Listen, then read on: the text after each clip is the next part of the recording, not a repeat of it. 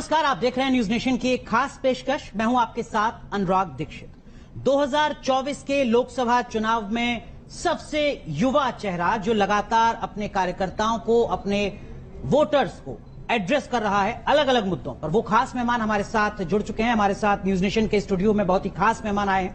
आकाश आनंद जी हैं, आप national coordinator हैं बहुजन समाज पार्टी के। बहुत बहुत स्वागत है आपका। और वोट प्रतिशत के लिहाज से तीसरी सबसे बड़ी पार्टी के नेशनल कोऑर्डिनेटर। बहुत बहुत स्वागत सर आपका न्यूज नेशन।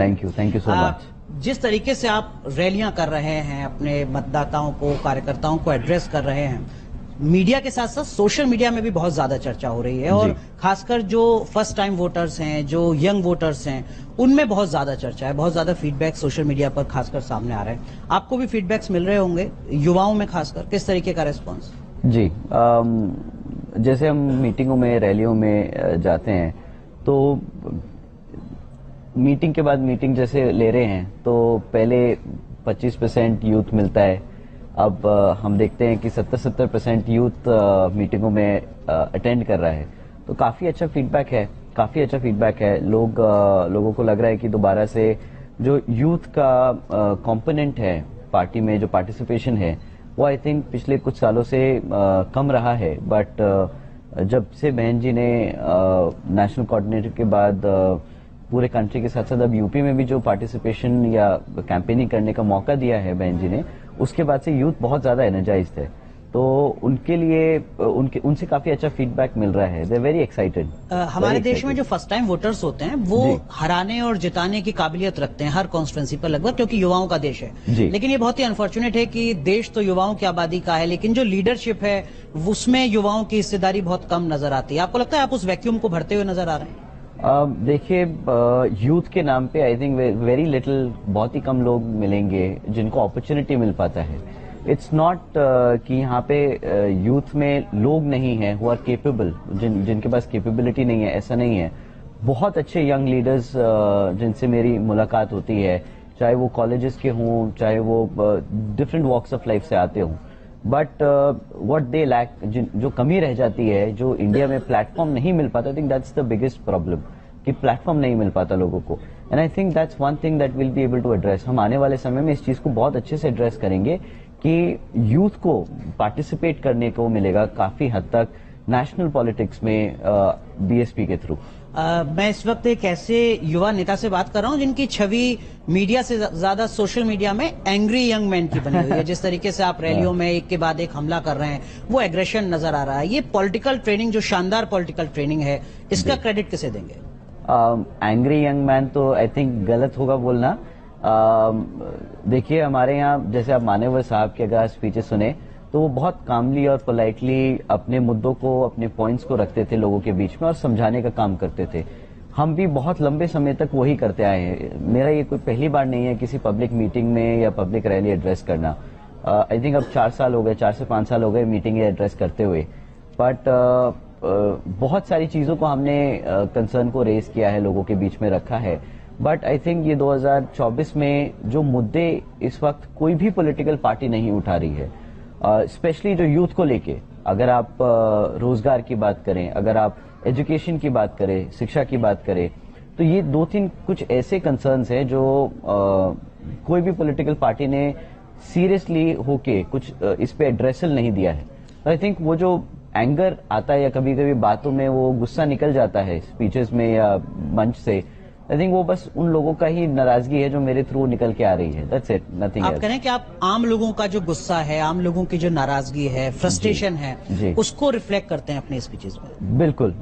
मेरा कोई व्यक्तिगत किसी से कोई नाराजगी नहीं, मैं किसी को कभी कोई कमेंट नहीं करता, किसी पे भी कोई पर्सनल कमेंट नहीं किया आज तक और आगे भी नहीं करेंगे, क्योंकि बहुजन समाज पार्टी में बहन जी ने हमेशा से हमें ये सिखाया है कि आप किसी की नीतियों से डिसएग्री कर सकते हो। आप उनकी नीतियों और उनकी पॉलिसी से आप अलाइन नहीं होते तो आप उनकी पॉलिसी पे कमेंट करो, आप उनकी पॉलिसीज, उनके डिसीजंस पे डिस्कस करो, रादर देन कि किसी के ऊपर पर्सनल अटैक करो। वो गलत होता है जी।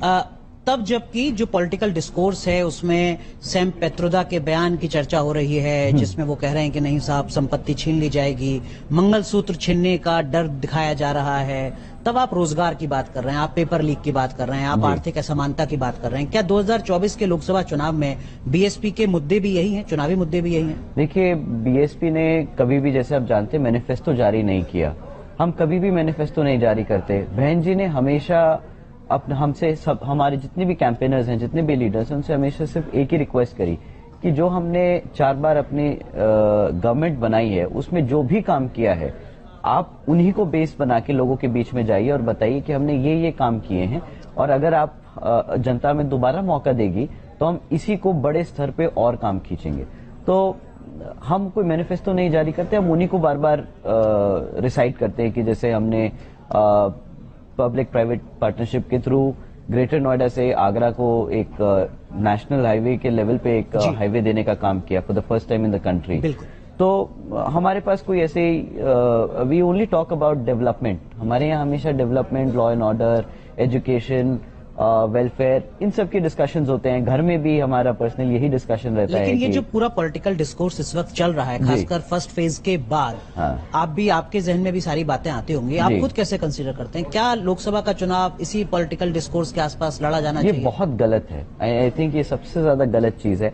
आई थिंक ऑपोजिशन के पास अब दोनों तरफ ही कोई मुद्दा नहीं बचा है, या कोई जस्टिफिकेशन नहीं बची है कि अपने यूथ या अपने लोगों के बीच में जाकर वो उस काम को डिस्क्लोज कर सके या बता सके कि हमने ये काम किया पिछले 10 साल में। ज्यादा ज्यादा क्या करते हैं कि अभी आजकल वो हिंदू मुसलमान के, आई थिंक इस लेवल पे आगे कि हिंदू मुसलमान करना पड़ रहा है। बट हमारी, आई थिंक, जनता और हमारा स्पेशली द यंग वोटर्स, जो फर्स्ट टाइम वोटर है, वो बहुत अच्छे से देख रहा है कि अगर हमारे प्राइम मिनिस्टर ऐसे कमेंट पास करेंगे पब्लिक रैलीज में, जिससे एक रिलीजन से दूसरे रिलीजन के बीच में कॉन्फ्लिक्ट क्रिएट हो, तो आई थिंक उन्हें भी समझ आ रहा है कि ये फैंसी वीडियोस जो पब्लिश करते हैं, ये जो यूथ को इंगेज करने के लिए जो पब्लिसिटी स्टंट्स करते हैं, इट्स जस्ट अ शो, मतलब दिखावा है। ठीक है, असल में मुद्दों पे एड्रेस नहीं हो रहा है। लेकिन भारतीय जनता पार्टी इस चुनाव में भी बात कर रही है कि देखिए साहब, इस देश में हिंदुओं पर खतरा हो सकता है।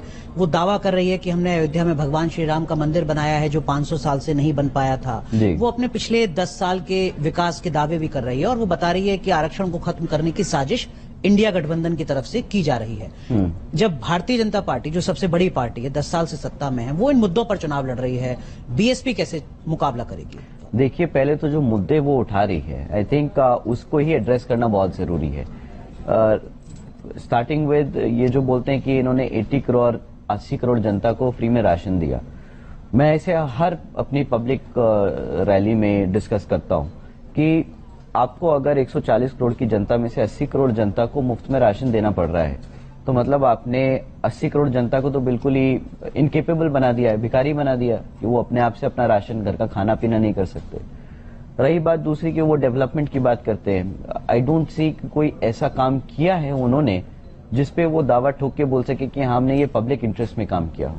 चाहे वो नेशनल हाईवेज की बात करें, अगर उनके पास कुछ हो तो वो नेशनल हाईवे को एक बारी को मुद्दा बना सकते हैं, बट उस पर भी एक एड्रेसल आता है कि अगर आपने पब्लिक के पैसे से नेशनल हाईवेज क्रिएट करे तो उस पर इतना सारा टोल क्यों लगता है? टोल कलेक्शन आज की डेट में 56,000 प्लस करोड़ पहुंच चुका है जी। वो जनता क्यों उस टोल का टैक्स जमा करती है जब उसी के पैसे से ये लोग वो नेशनल हाईवेज क्रिएट करते हैं? So I think it's a point of concern even on the places, मतलब वो भी कंसर्न बनता है जहां पे इन्होंने डेवलपमेंट किया है, उस पर भी कंसर्न और सवाल उठते हैं। रही बात इनकी राम मंदिर की और आई थिंक एक दो और चीजें आपने बताई, ठीक है, राम मंदिर मोटे तौर पर हिंदुओं को खतरा हो सकता है, हिंदुओं को खतरा, अगर इंडिया गठबंधन जीत जाता है तो किस बात का खतरा है हिंदुओं को? आज हिंदुओं की population, Hindu is the majority religion in the country, मतलब हिंदू मेजोरिटी में बैठा है, किस चीज से खतरा है उसे? बिल्कुल खतरा नहीं है। आई थिंक जो बीजेपी की सरकार है उसके पास कुछ मुद्दे नहीं बचे, क्यों वो डेवलपमेंट या एम्प्लॉयमेंट की बात नहीं करती? क्यों वो एजुकेशन के ऊपर बात नहीं करती? वो डिजिटल इंडिया की बात करती है, वो स्किल इंडिया की बात करती है। स्किल इंडिया की खुद की रिपोर्ट है, 2021 का रिपोर्ट है स्किल इंडिया का, जिसमें वो खुद बता रहा है कि जो 50% ग्रेजुएट्स निकल भी रहे हैं वो अनएम्प्लॉयबल हैं। Why? Because education, the quality of education जो ये कंट्री में मिल रहा है हमारे बच्चों को, लाखों की फीस जमा करने के बाद भी वो स्किल सेट इतना बिल्कुल भी पॉलिश नहीं है कि प्राइवेट सेक्टर के गवर्नमेंट सेक्टर भी उनको एम्प्लॉय कर पाए। स्मृति ईरानी केंद्रीय मंत्री हैं, जी। उत्तर प्रदेश से ही चुनावी लड़ाई अपनी लड़ती हैं। जी। उनका बयान आया जिसमें उन्होंने कहा कि अगर 5 किलो राशन आगे भी चाहिए तो मोदी को वोट देना होगा। तो मतलब वो सीधा सीधा बोल रही हैं कि आगे भी तुम्हें भिखारी बना के रखेंगे। और कोई भी सही वोटर, सही माइंडसेट में, सही अगर सोच समझ के देखे तो वो तो कभी भी इनको वोट नहीं दे। ये तो अब इतना नीचे गिर चुके हैं कि इन्हें अब ऐसे वोट मांगना पड़ रहा है कि मुफ्त में राशन चाहिए तो हमसे वोट लो। ये तो बहुत गलत बात है। क्यों वो नहीं बोल रही कि अगर आपको फ्री एजुकेशन चाहिए, भाई मुफ्त में राशन ही क्यों, मुफ्त में तुम शिक्षा भी तो दे सकते हो। क्यों मुफ्त में तुम हॉस्पिटल वाले structures, infrastructure, health care infrastructure क्यों नहीं क्रिएट करते? क्यों आज भी लोगों को प्राइवेट सेक्टर में ही, प्राइवेट हॉस्पिटल्स में ही जाके इलाज कराना पड़ रहा है? कर्जे में जाने के बाद, कर्जे में जाने के बाद आपको क्यों प्राइवेट सेक्टर में जाना? बाय द वे, आप तो एक सैलरीड एम्प्लॉइज हैं जी। मैं आपसे पूछता हूं कि आप भी 20, 25 या 30% टैक्स ब्रैकेट में आते हैं? बिल्कुल। राइट। आपने लास्ट टाइम अपना इलाज किधर कराया था? Private hospital. प्राइवेट हॉस्पिटल में। 30% टैक्स आप किसके लिए देते हो? सरकारी हॉस्पिटल्स और सरकारी इंफ्रास्ट्रक्चर के लिए देते हो ना। अगर आपको अपना पूरा टैक्स जमा करने के बाद भी प्राइवेट सेक्टर में अपना इलाज कराना पड़ रहा है तो इमेजिन जो लोग एकदम गरीब हैं वो कहां जाएंगे? ठीक है, लेकिन बीजेपी की और एनडीए की उसमें एक दलील ये रहती है कि देखिए साहब, 75 साल में हम तो 10-15 साल ही हमने राज किया है, 40, 45, 50 साल तो कांग्रेस का राज रहा है। हम तो पटरी पर लाने की कोशिश कर रहे हैं। जो बेड़ा गर्क हुआ है देश का वो दरअसल में कांग्रेस ने किया है। अरे ऐसे कैसे कह सकते हैं? देखिए कांग्रेस की अपनी एक हिस्ट्री रही है जिसपे हम अलग से डिबेट कर सकते हैं, बट ये तो अपने हाथ से अपनी जिम्मेदारियों से आप पड़ला झाड़ने की बात कर रहे हो कि हमने तो 10 साल में जो भी करने की कोशिश करी वो तो कोशिश करिए सुधारने की। अरे नहीं, आपको सुधारने की कोशिश के लिए नहीं, आपको डिलीवरी के लिए सरकार में बिठाया था जनता ने। ठीक है, इसी से जुड़ा अगला सवाल वो ये कि 2024 की जो लड़ाई है वो आमने सामने की नजर आ रही है। एक तरफ एनडीए है, दूसरी तरफ इंडिया अलायंस है। कुछ लोग कह रहे हैं कि देखिए यहाँ पर आइडियोलॉजिकली तो कोई समानता है नहीं, उन सबका मकसद ये है कि बीजेपी को किसी तरीके से हराया जाए। कुछ लोग मौका परस्ती बता रहे हैं उस अलायंस को, कुछ लोग कह रहे हैं कि नहीं, ये बीजेपी के लिए एक बड़ी थ्रेट है। सवाल ये है कि बीएसपी ने क्यों नहीं चुना इंडिया अलायंस का हिस्सा बनना? देखिए, जो लोग या इंडिया अलायंस का अगर मुद्दा, मेन ऑब्जेक्टिव ये है कि बीजेपी को हराना है, तो आई थिंक वो पहला स्टार्ट ही गलत ऑब्जेक्टिव के साथ है। इसलिए बीएसपी कभी भी इन दोनों के साथ कभी अलाइन नहीं हो पाई। अगर आपका ऑब्जेक्टिव किसी को हराना है तो आप पहले ही गलत हो। आपका ऑब्जेक्टिव होना चाहिए था कि आप अपनी जनता की सेवा किस मुद्दों पे, किन एरियाज में कर सकते हो। क्या आप एजुकेशन की बात कर रहे हो? क्या आप एम्प्लॉयमेंट की बात कर रहे हो? क्या आप सेफ्टी, लॉ एंड ऑर्डर की बात कर रहे हो? क्या आप डेवलपमेंट की बात कर रहे हो?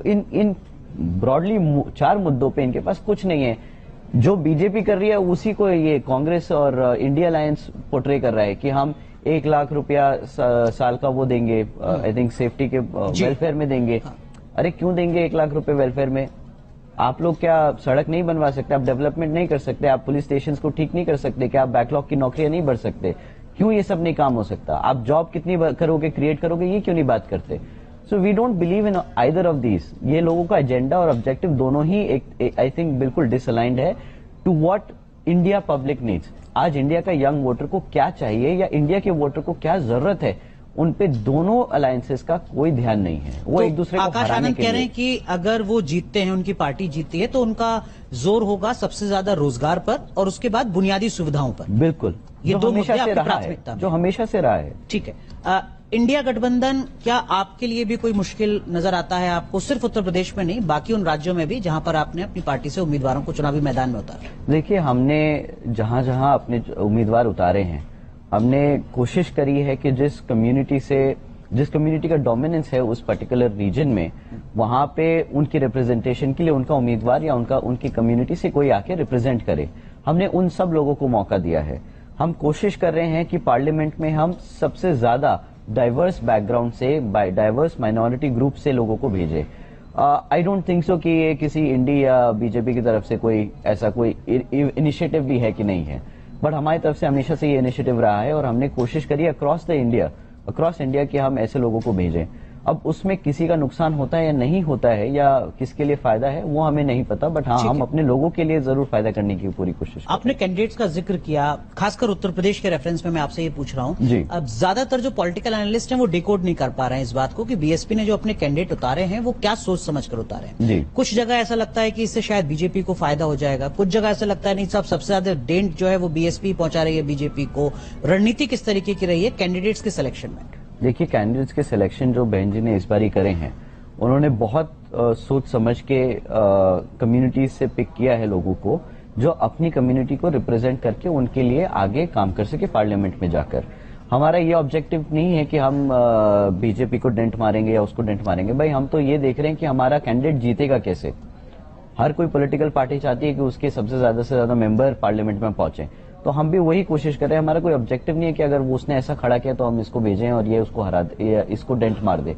डेंट मारने के ऑब्जेक्टिव से किसी कैंडिडेट को नहीं उतारा, जिताने की इंटेंशन और नियत से उतारा है। ठीक है, लेकिन अलग अलग जाति अलग अलग कम्युनिटी के लोगों को टिकट देना, आपको लगता है इससे पॉलिटिकली फायदा आपको होगा? बिल्कुल होगा, और पॉलिटिकली से ज्यादा आई थिंक जिन कम्युनिटीज को हम रिप्रेजेंट करते हैं उनको फायदा होगा। ठीक है, हम पर्सनल इंटरेस्ट से ज्यादा हमारे जिन लोगों को हम रिप्रेजेंट कर रहे हैं उनको फायदा होगा, वो ज्यादा जरूरी है। ठीक है जी।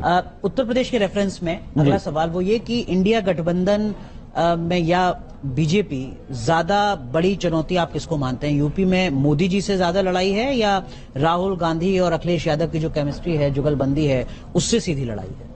देखिए, हमारी लड़ाई हमारे वोटर्स के हितों के लिए है। अब उसके बीच में चाहे जो भी आए, जिस जिस क्षेत्र में जिस लोकसभा सीट पे जो भी आए, वो हमारे लिए सबसे बड़ा चैलेंज है। हम कोशिश पूरी करेंगे कि हमारे कैंडिडेट्स अपने मुद्दों को लेके लोगों के बीच में अच्छी तरीके से बात रखें और जीत के आए। हमें we don't have one person who is our opponent. हम हमेशा से देखते आए हैं कि कहीं पे कोई मुश्किल पड़ रहा है तो कहीं पे कोई और पार्टी टफ फाइट देती है, बट हम किसी एक को नहीं मानते क्योंकि दोनों से ही हम अलाइन नहीं करते। दोनों ही हमारे लिए इक्वली डेंजरस है। समाजवादी पार्टी जिससे सीधे तौर पर उत्तर प्रदेश में लड़ाई अब तक होती रही है, चुनावी लड़ाई होती रही है, क्या आपको लगता है कि 24 में सपा से भी चुनौती कहीं ज्यादा मिल रही है बसपा को? बिल्कुल नहीं, सपा में तो लोग खुद नाराज हैं। जिस कम्युनिटी से वहां की लीडरशिप आती है वही कम्युनिटी उनसे परेशान है कि उनके फैमिली मेंबर्स को छोड़ के किसी को टिकट ही नहीं मिला है। सो वो उनसे क्या लड़ाई करना, वो तो खुद ही अपने आप में बहुत ज्यादा कंफ्यूज्ड है। तो आप कह रहे हैं अखिलेश यादव सीन में है ही नहीं उत्तर प्रदेश में? अखिलेश जी थोड़े से कंफ्यूज लगते हैं। आई थिंक उनको थोड़ा सा क्लैरिटी की जरूरत है, फिर वो थोड़ा फाइट करें आई थिंक क्लैरिटी लेके। किस तरीके से कंफ्यूजन आपको नजर आता है अखिलेश यादव में? देखिए, अगर सीट्स पे बार बार इतना स्विच ओवर करना पड़ रहा है कैंडिडेट्स को, या एक एक सीट पे आप 4-4 लोगों 5-5 लोगों को कमिटमेंट देके बैठे हो, तो आई थिंक वो थोड़ा सा आप ही का दिखाता है कि आप कितना साउंड और क्लियर है आपका। अब तो राहुल गांधी भी उनके साथ हैं, दो भैयाओं की जोड़ी, इस तरीके का नारा वो लगातार दे रहे हैं। दोनों की एज भी हो गई है, नुकसान पहुंचाएंगे वो? दोनों की भी एज हो गई है। आई थिंक कामखा इंडिया उन्हें या मीडिया उन्हें यूथ बोल के हमारे यूथ के साथ थोड़ा सा अनजस्टिस करता है, क्योंकि हमारे यहाँ यूथ तो 15-16 साल की उम्र से 25-30-35 तक बोलते हैं, वो दोनों ही 45 प्लस हैं। तो आई थिंक वो फादर या अंकल की एज में रही बात वो भैया जी, तो आई थिंक यूपी में एक कॉनोटेशन या लैंग्वेज यूज की जाती है, हर किसी को बड़े वो भैया ही बोल देते हैं, पर हम उन्हें अंकल ही बोलेंगे। ठीक है, लेकिन आपकी पार्टी ने समाजवादी पार्टी के साथ अलायंस किया था जी। उसका एक्सपीरियंस कैसा रहा? क्या आपको लगता है कि उस समझौते से, उस गठबंधन से पार्टी को नुकसान पहुंचा? और क्या अगर नुकसान पहुंचा आपको लगता है तो क्या उस डेंट की भरपाई हो चुकी है? देखिए, जब भी बीएसपी ने किसी से अलायंस किया है तो वो कोशिश करिए कि वो अपने वोटर्स के लिए, अपनी पार्टी के समर्थकों के लिए कुछ एडवांटेजेस या बेनिफिशियल रहे। जिनके साथ जब लास्ट टाइम अलायंस किया था तो सबसे बड़ा डिससैटिस्फैक्शन ये रहा कि पोस्ट रिजल्ट अलायंसेस के बाद, पोस्ट रिजल्ट के बाद उनकी तरफ से कम्युनिकेशन बिल्कुल बंद हो गया। बात ही नहीं करी, उन्हें पता ही नहीं था कि क्या डिसीजन लेना है। आई थिंक उनके अंदर एक सॉर्ट ऑफ जेलेसी, या आप वो कहेंगे कि डिसग्रंटल्ड थे थोड़े से, कि उनको कम रिजल्ट आया, हमें ज्यादा अच्छा रिजल्ट आया। होगा कोई ना कोई रीजन, बट उनकी तरफ से कम्युनिकेशन बिल्कुल बंद था। टू विच वी रियलाइज कि यार ये लोग बात अच्छी करते हैं, बट जब डिलीवरी की बात आई या ज्वाइंटली अपने लोगों के लिए आगे बढ़ के लड़ने की बात आए तो ये लोग उतने साउंड है नहीं, उतने अच्छे हैं नहीं। अब एग्जाम्पल देख लीजिए, 2.5 साल में कितना इन लोगों ने उठ के हम मुस्लिम कम्युनिटी के लिए कुछ इन्होंने बात रखी हो, बीच में उठ के कहीं आके बात रखी हो पब्लिक में जाके, या उनके हकों के लिए लड़े हो। इतना वो तो कहते हैं कि हमारे साथ तो MY समीकरण जुड़ा हुआ है, वो कहीं नहीं जा रहा हमारे साथ। कोई अगर भ्रम में रहना चाहे तो वो रह सकता है, उसके लिए हम थोड़े ना कोई उसका भ्रम, I don't want to break anyone's bubble में, वो चाहे तो वो रह सकते हैं उस बबल में। ठीक है, लेकिन जो BSP है उसको इस बार उत्तर प्रदेश में खासकर जो मुस्लिम वोटर है, जिसकी आबादी बहुत ज्यादा है यूपी में, क्यों वो वोट देगा? क्या आपको वजह नजर आती है कि BSP के साथ मुस्लिम वोटर उत्तर प्रदेश में जुड़ रहा है? देखिए, हमें लगता है कि मुसलमान बहुत पढ़ा लिखा और बहुत समझदार कम्युनिटी है, बहुत समझदार कम्युनिटी है। आई थिंक उन्होंने नोटिस किया है कि पिछले 10 से 12 सालों में किस तरीके से बीजेपी एंटी माइनॉरिटीज रही है, जिसमें मुस्लिम कम्युनिटी भी आती है। रही बात कांग्रेस और सपा की, तो सपा का भी उन्होंने 2.5 साल में देख लिया कि किस तरीके से उन्होंने कम्युनिटी को रिप्रेजेंट करने का काम किया। इनफैक्ट अगर इतना ही रिप्रेजेंटेशन का उनकी तरफ से या इतना ही सपोर्ट है, इतना ही वो कमिटेड है मुस्लिम कम्युनिटी के टुवर्ड्स, तो जब मैनिफेस्टो जारी किया था तो एक भी क्यों मुस्लिम चेहरा उनके उस पर नहीं मिला। हमारे जो लोग हैं, जो हमारे पार्टी के जो जितने भी मुस्लिम कम्युनिटी से लीडर्स आते हैं, वो सब समझते हैं कि बहन जी ने अपने शासनकाल के दौरान किस तरीके से कम्युनिटी को अपलिफ्ट करने के लिए स्पेशली योजनाएं चलाई थी और किस तरीके से उन्हें रिप्रेजेंटेशन मिला था पार्लियामेंट में भी, विधानसभा में भी। तो आई थिंक वो इस बारी उस चीज को समझेंगे कि पिछले 10 साल में उन्होंने सबको ट्राई कर लिया है। उन्हें पता है कि बेस्ट बेट जो है और विनेबल जो कैंडिडेट हम कम्युनिटी जो मिक्स बना सकते हैं, उन्हें पता है वो BSP के साथ ही है। मुझे ऐसा लगता है कि देश की बहुत ही सीमित ऐसी पॉलिटिकल पार्टीज हैं जिनके साथ उनका कोर वोटर लगातार जुड़ा रहा है, चुनावी नतीजे कुछ भी रहे हों। BSP उन चुनिंदा पार्टीज में से एक है, वो गिनती की पॉलिटिकल पार्टीज हैं पूरे देश में। आपको लगता है 24 में भी जो आपका कोर वोटर है उसको आप अपने साथ जोड़कर रखने में कामयाब हो रहे हैं? देखिए, इस बारी हमारा कोर वोटर के साथ साथ जो अदर कम्युनिटीज भी हैं, वो भी बहुत बड़ी संख्या में हमारे साथ आ रही है, क्योंकि उन्होंने भी देख लिया, कांग्रेस की सरकार कई राज्यों में चलती हुई उन्होंने देख ली कि वहां पे उन्होंने उनके साथ क्या हाल किया है। जो बीजेपी के हाल हैं वो तो आप सबके सामने है ही। पिछले 10 साल में प्रधानमंत्री जी को छोड़ के पता नहीं किसी और के पास ही कोई पावर होगी तो बेचारा कोई काम कर ही नहीं पाता, रिप्रेजेंटेशन और वो तो बहुत दूर की बात है। और प्रधानमंत्री जी के कमेंट्स भी आप लोगों ने अभी रिसेंटली सुने ही कि कितने एंटी माइनॉरिटी ग्रुप्स रहे हैं। So I think we are very quite sorted कि इस बारी कोर वोटर के साथ साथ कोर वोटर तो रहेगा ही साथ में, बट अदर कम्युनिटी से भी बहुत लोग बड़ी संख्या में ज्वाइन करेंगे। एक जो आपके आलोचक हैं, आपके विरोधी हैं सियासी, वो कहते हैं कि नहीं साहब देखिए BSP तो बहुत लंबे वक्त से वैक्यूम में चली गई है पार्टी। क्या वाकई ऐसा है, या टीवी पर स्क्रीन पर ना दिखता हो लेकिन 24/7 साल के 365 दिन ग्राउंड पर आप लोग डटे रहे? देखिए, पिछले 2.5 से 3 साल से हमारे स्टेट प्रेसिडेंट विश्वनाथ पाल जी एक गांव चलो अभियान, बहन जी के डायरेक्शन पे गांव चलो अभियान चला रहे थे और उसका सक्सेस ऑन ग्राउंड इतना हमें पॉजिटिव मिला है कि एक्चुअली हमारे सारे लीडर्स गांव-गांव जाके सारे लोगों से मिलके उनकी तकलीफें समझ के उनका रेजोल्यूशन दिलाने की पूरी कोशिश करते रहे हैं। हम कोई हुड़दंग नहीं मचाते, हम कोई सड़क पे उतर के आंदोलन नहीं कर रहे हैं, बट हम साइलेंटली लोगों की मदद करते आए हैं। तो हमें लग रहा है कि इस बारी अच्छा रिजल्ट मिलेगा। मोर देन दैट कि हम मार्केट से बाहर नहीं हुए, हम पॉलिटिकल सिनेरियो से, सीन से कभी बाहर ही नहीं हुए। हम बस अपने आप को थोड़ा सा कैमरा से दूर रखते हैं, हम दिखावे में कम विश्वास रखते हैं, करने में ज्यादा विश्वास रखते हैं। लेकिन मैंने आपको लगातार मैं फॉलो करता हूं सोशल मीडिया पर, मैंने देखा कि सिर्फ उत्तर प्रदेश नहीं, देश के अलग अलग राज्यों में भी आप पिछले कई सालों से लगातार सक्रिय हैं। राजस्थान, मध्य प्रदेश, दक्षिण के राज्यों में भी आपने लगातार अपने कार्यकर्ताओं के साथ बातचीत की है, वहां रैलियां की हैं। किस तरीके का आपका एक्सपीरियंस रहा? देखिए, ट्रूथ बी टोल्ड, जो out of UP rest of country है BSP, वहां पे उनका कोर वोटर इंटैक्ट है। वहां पे कोर वोट बेस जो डेडिकेटेड है बहन जी और बहुजन समाज पार्टी से, वो आज भी इंटैक्ट है। थोड़ा सा स्ट्रगल है क्योंकि इतना बड़ा कंट्री है और इतने सारे लीडर्स को हमें जगह देनी है। आई थिंक हमारे लिए ये यंग पॉलिटिशियंस या यंग लीडर्स के लिए बहुत बड़ा जिसे कहते हैं कि एक अपॉर्चुनिटी ग्राउंड बन सकता है, जहां पे लोगों को मौका मिलेगा अपना टैलेंट दिखाने का।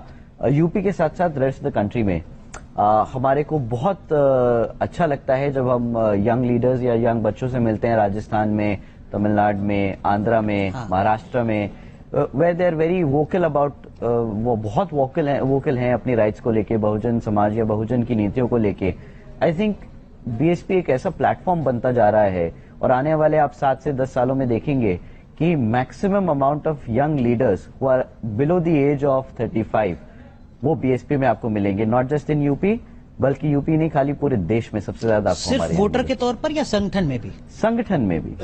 संगठन में हमारा जो अम्ब्रेला है बीएसपी का, उसके अंडर आपको बहुत सारे यंग लीडर्स प्रॉप अप होते हुए देखेंगे, बहुत सारे यंग लीडर्स। एक सवाल और, वो ये कि आपके जो आलोचक हैं वो ये कह रहे हैं कि देखिए साहब, बीएसपी चुनाव अलग लड़ रही है, लेकिन 2024 के चुनाव के नतीजों के बाद ये हो सकता है कि अगर बीजेपी की सरकार बनी तो बीएसपी बीजेपी के साथ मिल जाएगी। देखिए, आपने मान्यवर साहब के समय से देखा है, और वो भी बहुत क्लियरली बोलते थे कि देखिए, बहुजन समाज पार्टी का सबसे पहला ऑब्जेक्टिव है कि हम राजनीतिक सत्ता हासिल करें। अब वो हासिल करने के लिए साम दाम दंड भेद सारी विपक्षी पार्टियां भी इस्तेमाल करती हैं, तो हम भी करेंगे। हम क्यों पीछे रहें? हम अपने लोगों के हित के लिए जैसे तैसे वहां तक पहुंचे, हम पहुंचेंगे। तो अगर हमें किसी का इस्तेमाल करना पड़े पोस्ट पोलिंग रिजल्ट्स आने के बाद, तो हम बिल्कुल पूरा इस्तेमाल करेंगे। अब वो इस्तेमाल के वो जरिया, चाहे बीजेपी, कांग्रेस या फलाना कोई और भी पार्टी आती है, तो हम बिल्कुल सत्ता में आने के लिए करेंगे। ठीक है, कुछ लोगों के जहन में ये सवाल हो सकता है कि साहब ये क्या सब कुछ फिर सत्ता के लिए ही हो रहा है? तो क्या ये सब कुछ सिर्फ सत्ता के लिए, या वो जो अपना वोटर है उसके हक की आवाज को कैसे दिल्ली से बेहतर पॉलिसी के तरीके से पहुंचाया जाए, इसके लिए? सत्ता में आने का मतलब ही अपने लोगों के लिए काम करना है। अगर हम सत्ता में नहीं आएंगे तो अपने लोगों की मदद कैसे करेंगे? तो यस, पहला ऑब्जेक्टिव है कि सत्ता में आइए, सत्ता में आके उस कंडीशंस पे आप अपनी कंडीशन पे अलायंस करते हैं, ना कि कॉम्प्रोमाइज करके अलायंस करते हैं। मान्यवर साहब ने भी अपनी कंडीशंस रख के ही अलायंस किया था, बहन जी भी अपनी कंडीशंस रख के ही अलायंस करती हैं, और आगे भी अपनी कंडीशंस रख के ही अलायंस करेंगी, ताकि अपने लोगों की मदद कर सके। आप कह रहे हैं मतलब एक तरीके का मिनिमम कॉमन प्लान होगा, जिसमें रोजगार प्रायोरिटी होगी आपके लिए, बुनियादी सुविधाएं होंगी। Of course, law and order, employment, education end of course welfare. ठीक है, इस युवा आबादी वाले देश में एक बहुत बड़ी फैन फॉलोइंग है आपकी, खासकर फर्स्ट टाइम वोटर्स में, और जो अगले चुनाव तक पहले वोटर बन जाएंगे, पहली बार वोट डालेंगे, उनमें, उनके लिए कुछ सवाल मैं आपसे समझना चाहूंगा। हॉबीज क्या है आकाश आनंद की?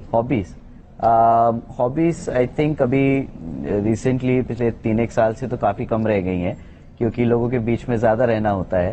पर time to time art, painting का शौक था, अच्छा, बास्केटबॉल का शौक था, स्विमिंग का शौक था, तो वो सब करते थे। तो ये अचानक से हॉबीज कम होने के पीछे की कोई खास वजह? शादी तो इसके पीछे एक बड़ा फैक्टर नहीं है? नहीं। आई थिंक पिछले 4-1 साल से पॉलिटिकली काफी इन्वॉल्व रहे हैं, तो टाइम थोड़ा कम मिलता है। सो उस पॉइंट ऑफ व्यू से, but I would encourage the young voters to be a little bit more serious. Hobbies जितना इम्पोर्टेंट है, करिकुलर एक्टिविटीज जितनी इम्पोर्टेंट है, उतना इम्पोर्टेंट एजुकेशन भी है। बिल्कुल। तो पढ़ाई लिखाई से वेवर ऑफ ना हो, उस चीज को कंटिन्यू रखें। आप परिवार के साथ घूमने जा पाते हैं? कभी ऐसा मौका मिल पाता है कि परिवार के साथ आप घूमने जाएं, और जाते हैं तो कहाँ जाते हैं? मॉल्स वगैरह, लोकल मार्केट, कहाँ आपकी पसंदीदा जगह? देखिए, पिछले कुछ समय से तो ये सब बंद हो गया है, बाहर निकलना या ऐसे मॉल वॉल में जाना।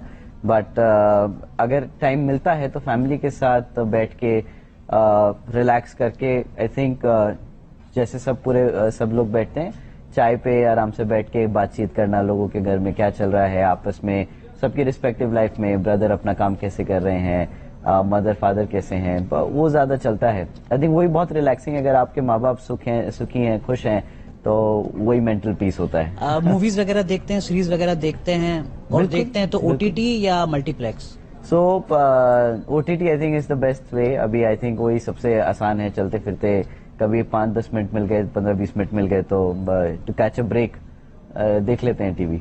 अब पसंदीदा फिल्म या television, I think comedy is best, क्योंकि भारत में अगर आप पॉलिटिकली देखें तो बहुत स्ट्रेसफुल हो जाता है कि कितनी मुश्किल है, कितने लोग तकलीफ में हैं। तो just to relax a little bit, comedy कभी इधर उधर देख लेते हैं। कोई फिल्म जो लास्ट आपने देखी हो? फिल्म तो बहुत टाइम हो गया कोई अच्छी फिल्म देखे हुए। कोई कॉमेडी फिल्म जो बहुत पसंद हो? कॉमेडी फिल्म नहीं, बट टीवी सीरीज बहुत देखी हैं। अच्छा। आई थिंक स्कूल डेज से काफी टीवी सीरीज देखते आए हैं, तो बिग बैंग थ्योरी हो गया, फ्रेंड्स हो गया, और आई थिंक यही सब टाइप के शोज हैं जो बहुत पसंद आते और ये हैं। जो आज की जो युवा पीढ़ी जिन शोज को ज्यादा पसंद करती है, जिन मूवीज को ज्यादा पसंद करती है, एवेंजर्स फॉर एग्जांपल, हाँ। क्या वो भी देख पाते हैं कभी? बिल्कुल, एवेंजर्स आई थिंक तब मैं स्कूल और कॉलेज में था तो काफी देखिए। फॉलो करी है। अच्छा। Avengers from start to finish, Iron Man की सीरीज पहली मूवी से लेके एवेंजर्स एंड गेम पार्ट 2 तक। आई वॉज वेरी एक्साइटेड, बहुत अच्छा लगा देख के। क्या अच्छा लगा आपको उसमें, मतलब क्या इंस्पायरिंग चीज आपको लगी? इंस्पायरिंग सी favourite character was Iron Man. अच्छा। जो बेस्ट मेरे को लगा स्टार्टिंग टू एंड। कैरेक्टर की भी अपनी एक जर्नी ऐसी है कि हर एक बच्चा उससे इंस्पायर होता है कि पढ़ा लिखा, एजुकेटेड, काफी वेल ऑफ, कैसे वो एक अपनी लाइफस्टाइल से निकल के एक ह्यूमैनिटेरियन कॉजेस के लिए अपनी पूरी लाइफ कुर्बान कर देता है। तो एक गलत के ऊपर एक जीत का, डार्कनेस इन लाइट, मतलब डार्कनेस के बीच में एक दिए की तरह जगता हुआ कैरेक्टर है। तो आई थिंक वो बहुत इंस्पायरिंग है, बहुत अच्छा लगता है ऐसे ऐसे कैरेक्टर्स को देख के। गाने सुन पाते हैं? हाँ बिल्कुल, गाने तो किस तरीके के गाने ज्यादा पसंद? अगर आप हिंदी मानेंगे तो रोमांटिक गाने ज्यादा अच्छे लगते हैं, और अगर इंग्लिश तो हिप हॉप और रैप बहुत अच्छा लगता है। क्या बात है। तो हिंदी गाना कोई जो इस वक्त आपने सुना हो हाल फिलहाल में और आपको बहुत पसंद हो, या कोई सिंगर जो आप जिसको सबसे ज्यादा पसंद करते हो? हिंदी में अरिजीत सिंह बहुत अच्छे लगते हैं। के सैडली वो गुजर गए, बट उनके गाने बहुत अच्छे लगते हैं। और आजकल आई थिंक बादशाह के भी गाने, हिप हॉप रैप, जो उनके इनिशियल डेज के गाने थे जी, वो काफी अच्छे लगते हैं। वो पहले जब लिरिक्स गाते थे ना, उनके लिरिक्स बहुत मीनिंगफुल, इंस्पायरिंग से थे, तो तब वो बहुत अच्छे लगते तो अभी जब आप चुनावी रैलियों में जा रहे होते हैं, एक शहर से दूसरे शहर में जा रहे होते हैं, तब भी क्या कार में ओटीटी गाना, क्या प्रेफरेंस क्या रहती है आपकी? जब रैली में जा रहे होते हैं रास्ते में, तो टिपिकली अपने लोगों से बात करते हुए जाते हैं। अच्छा। हमारे जितने भी कोऑर्डिनेटर्स हैं, जो हमारे जिला के अध्यक्ष हैं या विधानसभा अध्यक्ष हैं, उनके साथ बैठते हुए बात करते हुए जाते हैं कि एक्चुअली काम कैसे चल रहा है। उस वक्त रिलैक्स करने का टाइम नहीं होता। नहीं हो पाता। खाने में क्या पसंद है, और खाना घर का या बाहर का? खाने में सबसे ज्यादा अच्छा लगता है दाल रोटी। वो बचपन से दाल रोटी ही खाई है, और दाल रोटी बहुत अच्छी लगती है। दाल चावल रोटी सब्जी, आई थिंक घर का नॉर्मल खाना ही बेस्ट होता है, क्योंकि बाहर का जितना खाएंगे उतना ही पेट तकलीफ दे देता है। सोशल मीडिया का दौर है ये तो। जी। सोशल मीडिया पर खुद पर्सनली एक्टिव रह पाते हैं आप? पर्सनली हाँ, कोशिश करते हैं जितना ज्यादा कैचअप कर सकें, अपडेट रहें, क्योंकि सोशल मीडिया एक बहुत अच्छा टूल बन गया है आसपास की सराउंडिंग में या दुनिया में क्या चल रहा है, क्या तकलीफ है। इनफैक्ट सोशल मीडिया के बाद ये जो कंसर्न रेज करने का एक मैटर है, वो बहुत आसान हो गया है। किसी को भी कोई तकलीफ होती है, तुरंत फोटो खींचा, मैसेज डाला और पोस्ट कर दिया, और अगर मतलब सही चैनल से आया तो वो बहुत जल्दी वायरल हो जाता है। तो I think social media is a very important tool, बहुत अच्छा टूल है। तो आपका पसंदीदा ऐप कौन सा है जिस पर ज्यादा वक्त बिताते हैं? फेसबुक, इंस्टाग्राम, व्हाट्सएप या ट्विटर, जो अब एक्स हो गया है? किसी भी पर्टिकुलर ऐप पे ज्यादा समय नहीं बिताते। थोड़ा बहुत इन्फॉर्मेशन के लिए कभी ट्विटर पे फॉलो कर लिया, कभी ट्विटर कैचअप कर लिया, इंस्टाग्राम देख लिया, बस that's it, not much. Twitter पर इंडियन पॉलिटिशियंस को फॉलो करते हैं? हाँ जी, हाँ जी, बिल्कुल बिल्कुल। सब क्या कह रहे हैं, देखिए पॉलिटिशियंस इसलिए फॉलो करते हैं कि लोग क्या कह रहे हैं, आप आज की डेट में क्या चल रहा है, वो बहुत इंपॉर्टेंट है। आई थिंक सब लोगों ने ही ट्विटर को एक प्लेटफॉर्म बना लिया है जहां पे वो अपने थॉट्स रख पाते हैं। Not just politicians but a lot of senior journalist, lot of activist, lot of influencers, सबको, मतलब। मोदी जी को फॉलो करते हैं? हम बिल्कुल करते हैं। मोदी जी हमारे प्रधानमंत्री है, सबको करना चाहिए कि वो प्रधानमंत्री जी क्या सोच रहे हैं। अखिलेश यादव को करना चाहेंगे फॉलो? देखिए, अखिलेश जी थोड़ा सा पहले क्लैरिटी लाए अपने थॉट में, उसके बाद उनको फॉलो करेंगे। ठीक है। 2027 के लिए आप खुद को कितना तैयार पा रहे हैं? देखिए, 2027 के लिए फाउंडेशन हमने सेट करना शुरू कर दी है, और वी फील दैट 2027 में जो रिजल्ट आएगा वो सबसे ज्यादा सरप्राइजिंग होगा। क्यों ऐसा लगता है आपको? बिकॉज जो हमने इस वक्त जोश देखा है, specially the young voters, more than the ones who are voting, but also the ones who have not come into that voting age. जो अभी 13, 14, 15 साल के बच्चे हैं, they are going to see how impactful this non employability is going to be. उनको colleges में जब अच्छी पढ़ाई नहीं मिलेगी ना, जब वो एडमिशन नहीं ले पाएंगे, वो समझेंगे कि एक एजुकेशन और एक सही एडमिनिस्ट्रेटर का होना कितना जरूरी है।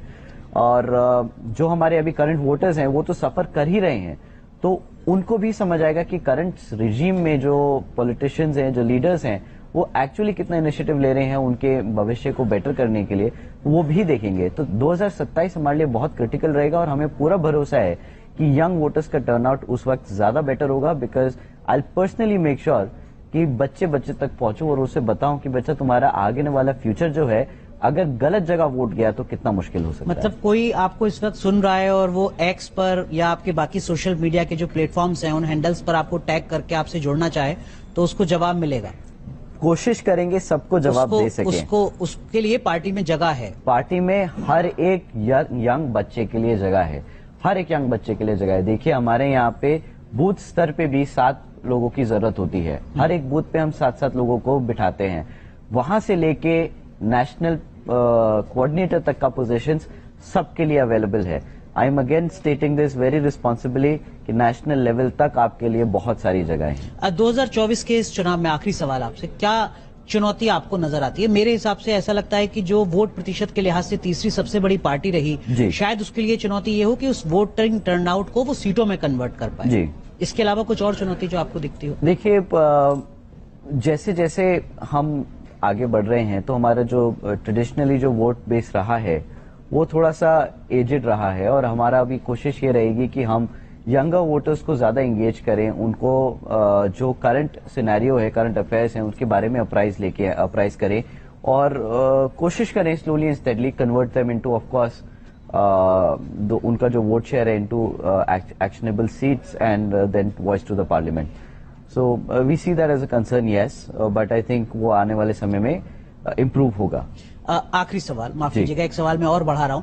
आपने मिस्ड कॉल कैंपेन लॉन्च किया था, उसका रेस्पॉन्स कैसा मिला आपको? देखिए हमें उसमें ऑलमोस्ट 50 लाख से ज्यादा नंबर कॉल्स आई, और हम उस पे अभी हमने ज्यादा एक्शन नहीं लिया है। इतना सारा डेटा आया है हमारे पास, इतने सारे लोगों के नंबर्स आए हैं, हम उसे अभी बस सॉर्ट और ग्रेड कर रहे हैं कि किसको कहां पे कैसे फिट करें, और फिर आगे उस पे इनिशिएटिव चलाएंगे। वो हमारे लिए की कम्युनिकेशन स्ट्रैटेजी बन जाएगा, लोगों तक अपनी बात पहुंचाने का, लोगों से इनपुट लेने का। एक्चुअली क्या है कि किसी से डायरेक्टली अगर हम कम्युनिकेट कर पाए तो that's the best feedback mechanism हमारे लिए। तो अगर किसी जिले में, किसी विधानसभा में या किसी बूथ पे या सेक्टर में कहीं तकलीफ आ रही है और हमारा समर्थक उधर है, he can simply pick up that phone, call on that number and actually register a complaint कि आकाश यहाँ पे ये तकलीफ आ रहा है, या बहुजन समाज पार्टी में कॉल सेंटर में ये तकलीफ आ रही है, प्लीज इसको एड्रेस करें। हमारे लिए सबसे बड़ा फीडबैक वो रहेगा, और जल्दी हम उन सभी नंबर्स को हमारी ऐप, जो हम ऐप लॉन्च करने वाले हैं, उसमें रजिस्टर करेंगे और people can apply to be booth workers and so and so forth. चूंकि आप ये सब कुछ युवाओं के लिए कर रहे हैं, हो सकता है कि युवाओं में एक कम्युनिटी ऐसी हो जिसको लगता हो कि साहब पॉलिटिक्स में कुछ है नहीं, हम क्यों जुड़े किसी भी पॉलिटिकल पार्टी से, उनको क्या मैसेज दें? देखिए इट्स करेक्ट कि अगर किसी को ऐसा फील हो कि पॉलिटिक्स में उसके लिए जगह नहीं है, हर कोई हर चीज के लिए नहीं बनता है। I respect and I appreciate that कि जितना जल्दी वो रियलाइज हो जाए कि आपका करियर पाथ क्या है, आप उतने ही सुखी रहेंगे। कुछ लोगों को डांसिंग बहुत पसंद है, तो they may be a great dancer. Our job as politicians, our jobs as leaders of the future is making sure कि इंडिया में जो भी लड़का या जो भी लड़की जो प्रोफेशन में बढ़ना चाहे, उस प्रोफेशन में उसको एम्प्लॉयबिलिटी और अर्निंग की अंडरस्टैंडिंग होनी चाहिए, और इन्वायरमेंट ऐसा मिले कि वो लोग एक लिवेबल अर्निंग्स क्रिएट कर सके अपने लिए, रिस्पेक्टेबल लाइवलीहुड क्रिएट कर सके। वो सबसे ज्यादा जरूरी है। So if politics is not for you, कोई बात नहीं, बहुत अच्छा है, जो चीज आपको अच्छे लगे आप वो करो, और जो लोग आपको लगता है कि आपको अपने प्रोफेशन में सपोर्ट कर सके, जो लीडर्स पॉलिटिकली आपको उस प्रोफेशन में सपोर्ट कर सके, उन्हें जरूर वोट डालें। आप इंटरेस्ट ना लें, बट अपने कान खुले रखें कि कौन क्या बोल रहा है, बहुत जरूरी है। वोट की ताकत का इस्तेमाल जरूर करें। बाबा साहब ने वही सबसे ज्यादा संघर्ष किया। आप जानकर, आपको आई डोंट नो आपको पता है या हमारे यंग वोटर्स को पता है कि नहीं, बट जब बाबा साहब ने कॉन्स्टिट्यूशन प्रेजेंट किया था तो सबसे बड़ी एप्रीहेंशन कांग्रेस पार्टी से ये आई थी कि हम लेडीज को वोट करने नहीं देंगे। बिल्कुल, ladies should not have the right to vote. तो हमारी जितने भी यंग वोटर्स हैं, स्पेशली गर्ल्स, यंग प्रोफेशनल्स, आपको जानकर हैरानी होगी कि Baba Saheb fought for that right for you to vote.